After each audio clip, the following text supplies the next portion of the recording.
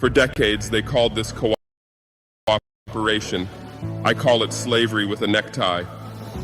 But today I stand before my people and before the entire world to say, it ends now.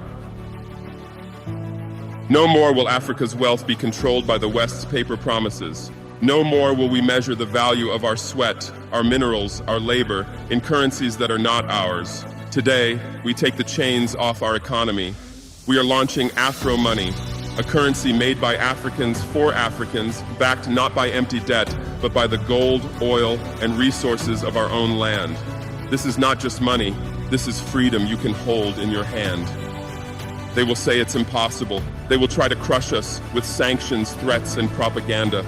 They will say Africa cannot stand without the IMF, the World Bank, or the colonial hand that feeds us crumbs.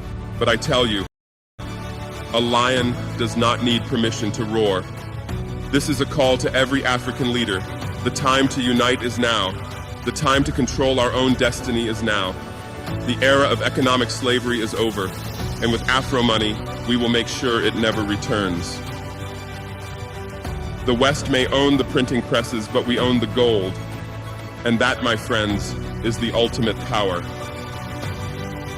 For too long, Africa has been free in name, yet chained in reality. They told us colonialism ended, but they simply replaced the whip with the pen, the chains with contracts, and the slave masters with bankers.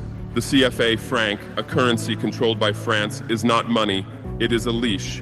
Every note we hold is printed in Paris.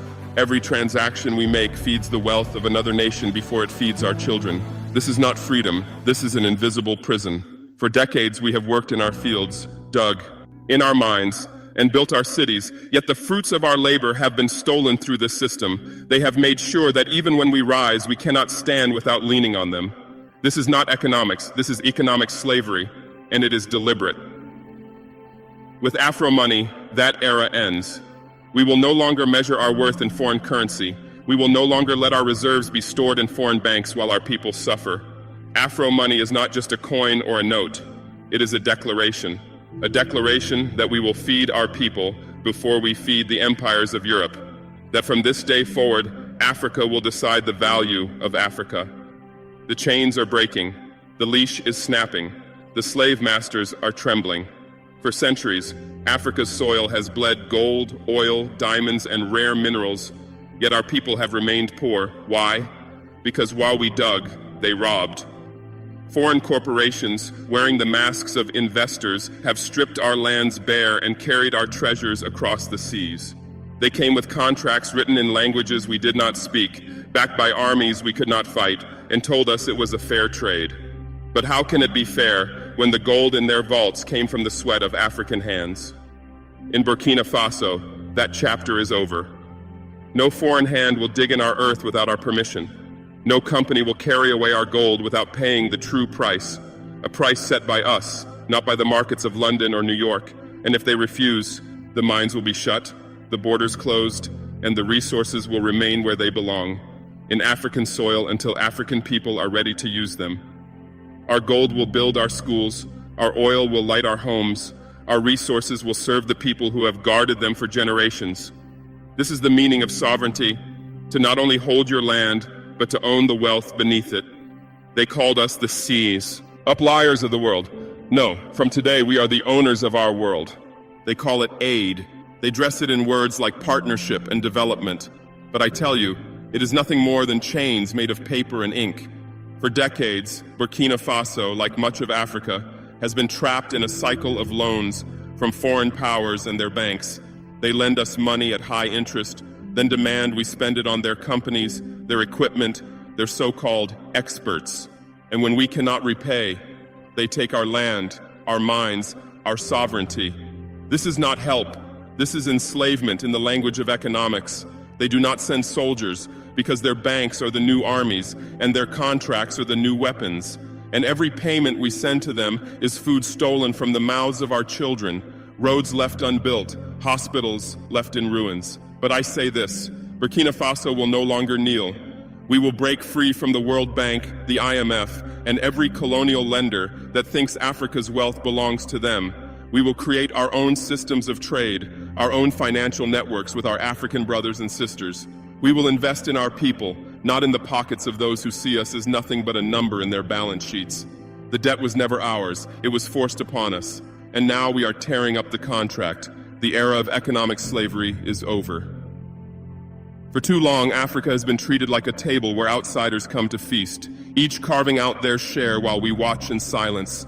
They divided us with borders we did not draw, languages we did not choose, and governments they trained to serve them, not us. They know a divided Africa is a weak Africa. That is why they fear our unity more than any weapon, any army, any revolution. Today I say to my African brothers and sisters, from the deserts of Mali to the forests of Congo, from the coasts of Senegal to the mountains of Ethiopia, we are not separate nations. We are one people, bound by the same struggle and the same dream. When we unite, our resources become untouchable, our economies unbreakable, our armies undefeatable. No foreign leader will dare dictate the price of our gold, our oil, our diamonds when Africa speaks with one voice. No foreign power will threaten a single African nation when they know the whole continent will rise in its defense. Unity is not just a dream, it is a strategy for survival. And I will not rest until every African leader understands that the only way to end exploitation is to stand together as a single force. Because when Africa stands as one, the world will no longer see us as a market to be looted. They will see us as a power to be respected. For centuries, they have not only taken our gold, our oil, and our land, they have stolen the very power to decide our own future. They disguise their chains in the form of aid, loans, and partnerships, but make no mistake, these are traps. They give us dollars with one hand and take back 10 times the value with the other.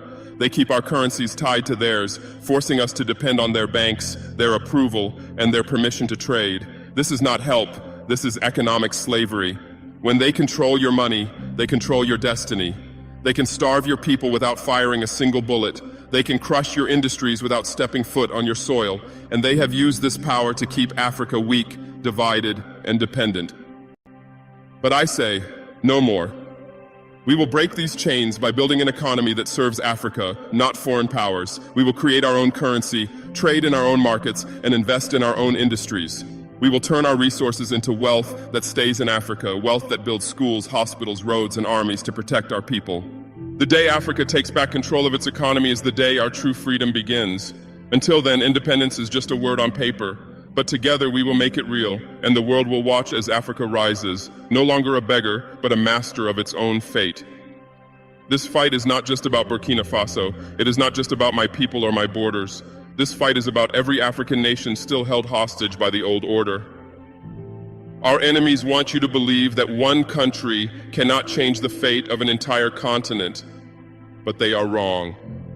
They fear the power of an example. If one African nation breaks free, others will follow. That is why they attack me, why they threaten us, why they try to paint me as a danger. Because they know the truth. A single spark can set a forest ablaze. When I speak, I do not speak only for Burkina Faso.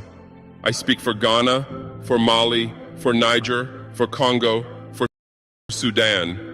For every land where the soil is rich, but the people are poor.